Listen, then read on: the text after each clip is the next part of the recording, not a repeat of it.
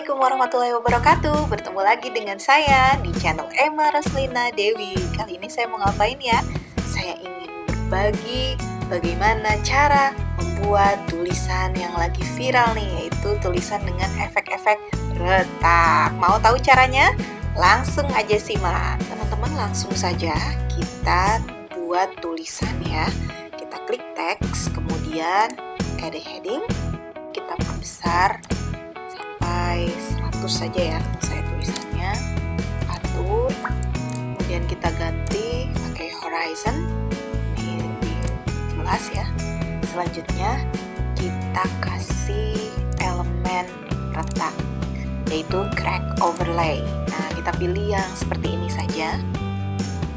Selanjutnya tulisannya kita ganti warna menjadi putih.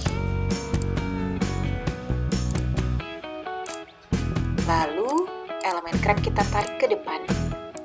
Setelah itu kita ganti backgroundnya menjadi warna hitam. Nah, selesai.